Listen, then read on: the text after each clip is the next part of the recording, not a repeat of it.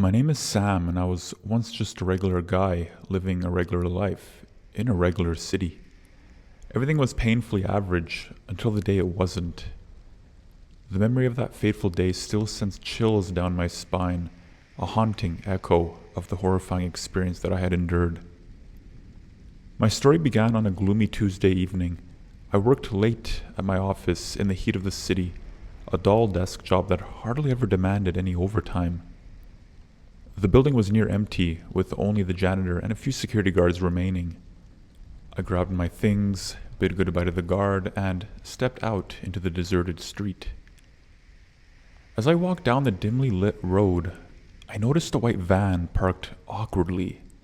Its windows were tinted dark, a stark contrast against its eerily pristine exterior. A sense of unease crept up on me, but I shrugged it off, blaming only my overreactive imagination. But just as I walked past it, the van's back door flung right open. Before I could react, a pair of gloved hands grabbed me, pulling into the van. A cloth doused in something strong was pressed against my mouth, and then the world just spun into darkness. When I woke up, I found myself in a bare, cold room. The harsh, fluorescent light flickered ominously, casting an eerie glow. My hands were tied, my mouth taped. Fear gripped me, squeezing the breath out of my lungs. I was living every person's nightmare. I think I had been kidnapped. The door creaked open, revealing a very tall man, masked, ominous. His voice was cold and emotionless as he laid out the terms for my release. A very hefty ransom. My heart pounded against my chest as I realized the depth of my predicament. I wasn't rich, nor did I have anyone who could afford to pay such a ransom. So, my survival depended on my own wit. The kidnapper left, leaving me in crushing silence. Hours blurred into days.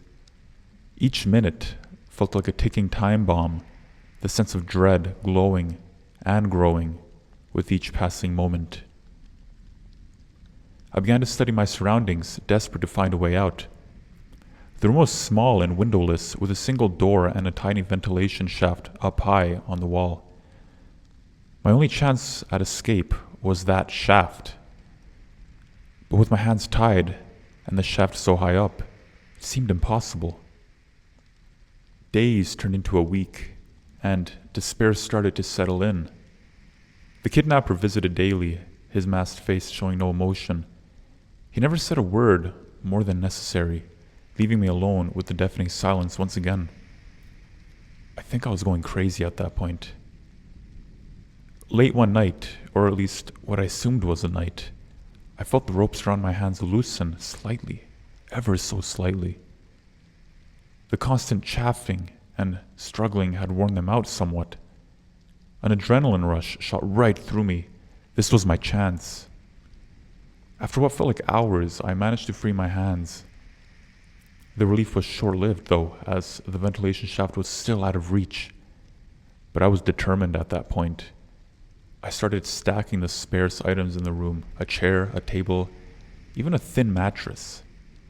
Eventually, I was able to reach the shaft, pulling myself through the narrow opening, but it was a struggle. However, the fear and adrenaline fueled my determination. As I crawled through the claustrophobic shaft, each creak and groan of the metal intensified my terror. Emerging outside, I found myself in an isolated warehouse in what seemed like the middle of nowhere. Freedom was just a run away, but my legs felt heavy. My whole body screamed in protest, ignoring the pain. I just started to run, desperate, sprinting towards what I hoped to be safety. After what felt like an eternity, I spotted in the distance a light on the highway. Waving my arms and shouting for help, a passing truck screeched to a halt. The driver, a burly man with a look of shock on his face, quickly dialed 911, and within minutes, I heard the wailing of sirens approach. The police arrived swiftly, their questions and concern, a surreal echo of the nightmare I had just emerged from. The relief I felt was indescribable, yet the horror of the past week was still etched deeply into my psyche. In the following days, the police raided the warehouse but found it abandoned. The kidnapper had vanished without a trace.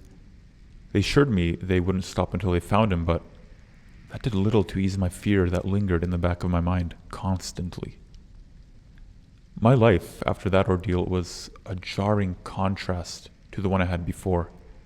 The bustling city, once a symbol of mundane normality, was now riddled with terrifying possibilities. Each white van I saw made my heart pound with fear. Every sudden noise made me jump. The memory of the cold, bare room was a constant haunting presence, a chilling reminder of the horrifying ordeal I had endured. Through therapy and the support of some close friends, I slowly started to rebuild my life again. The nightmarish experience had left scars, but it had also instilled in me a newfound strength, a determination to not let fear control me. The ordinary man, I once was, at least, had gone through an extraordinary ordeal and emerged, scarred, but alive. In the end, my story is a chilling reminder of the horrific things that can lurk in the shadows of ordinary lives.